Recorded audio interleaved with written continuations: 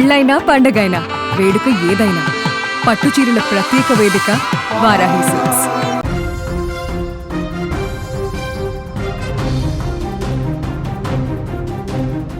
ప్రకృతి కన్నెర్ర చేస్తే ఎలా ఉంటుందో, కాలం కలిసి రాకపోతే ఎలాంటి శ్మశాన వైరాగ్యం ఎదురవుతుందో కళ్లకు కడుతున్న దృశ్యాలివి. దక్షిణ అమెరికా దేశం వెనిజులాను ప్రకృతి ప్రళయం కోరల్లోకి నెట్టేసింది. ఒక్కటి కాదు, రెండు కాదు, వరుసగా 2 భారీ భూకంపాలు ఆ దేశాన్ని వణికించాయి. ఏం జరుగుతుందో తెలుసుకునే లోపే ఆకాశాన్నంటే బహుళ అంతస్తుల భవనాలు పేక మేడల్లా కూలిపోయాయి. నగరాలు కరెంట్ లేక చీకటమయమయ్యాయి.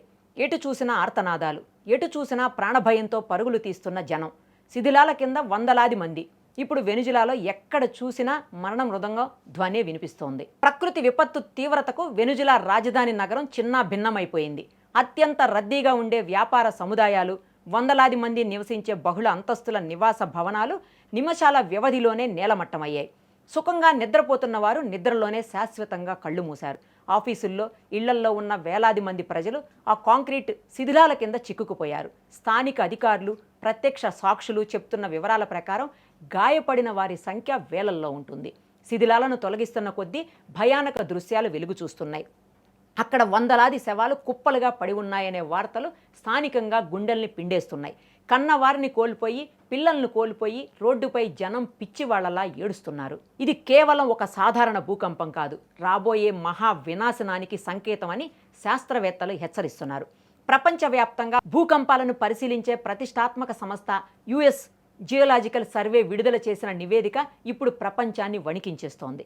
ఈ భూకంపాల తర్వాత మరికొన్ని గంటల్లో అత్యంత బలమైన ఆఫ్టర్ షాక్స్ వచ్చే అవకాశం ఉందని శాస్త్రవేత్తలు తేల్చి చెప్పారు. ఒకవేళ అదే జరిగితే ఈ విపత్తు మరింత విధ్వంసకరంగా మారుతుందని, ఊహించని స్థాయిలో ప్రాణ, ఆస్తి నష్టం సంభవిస్తుందని హెచ్చరించారు. అత్యంత దారుణమైన విషయం ఏంటంటే, ఈ భూకంపం దాటికి మృతుల సంఖ్య కనీసం 10,000 నుంచి ఏకంగా 1,00,000 వరకు ఉండే ప్రమాదం ఉందని యుఎస్జిఎస్ అంచనా వేసింది. ఈ నెంబర్ వింటుంటేనే గుండె ఆగినంత పనవుతోంది. ప్రస్తుతానికి వెనిజులా ప్రభుత్వం అధికారికంగా మృతుల సంఖ్యను ప్రకటించలేదు. ఎందుకంటే అక్కడ కమ్యూనికేషన్ వ్యవస్థ పూర్తిగా దెబ్బతింది. సహాయక చర్యలు అందించడం కూడా కష్టంగా మారిపోయింది. ఎవరూ ఇళ్లల్లో ఉండొద్దు, దయచేసి ఇళ్ల నుంచి బయటకు వచ్చేయండి, ఖాళీ మైదానాల్లోకి వెళ్ళండి అంటూ చాటింపు వేస్తున్నారు. మళ్ళీ ఎప్పుడు భూమి కంపిస్తుందో, ఏ భవనం కూలి నెత్తిన పడుతుందో తెలియక జనం చేతుల్లో ఏది దొరికితే అది పట్టుకుని రోడ్లపైకి పరుగులు తీస్తున్నారు. కట్టు బట్లతో ప్రాణాలు అరచేతిలో పెట్టుకొని మైదానాల్లో తలదాచుకుంటున్నారు. ఎటు చూసినా ఆకలి కేకలు, ప్రాణభయం, భీతావాహ వాతావరణం వెనిజులాలో ఎక్కడ చూసినా ఇదే కనిపిస్తోంది. ప్రకృతి సృష్టించిన ఈ మహాప్రళయం ముందు మనిషి ఎంతటి వాడైనా ఎందుకు పనికిరాడని మరోసారి నిరూపితమైంది. నిన్నటి వరకు కళకళలాడిన వెనిజులా నగరం నేడు శ్మశాన వాటికను తలపిస్తోంది.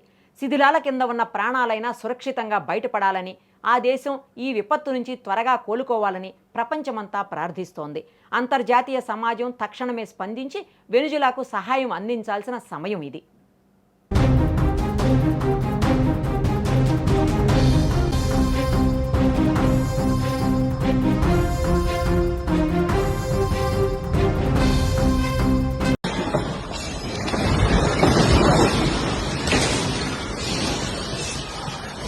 Temblando.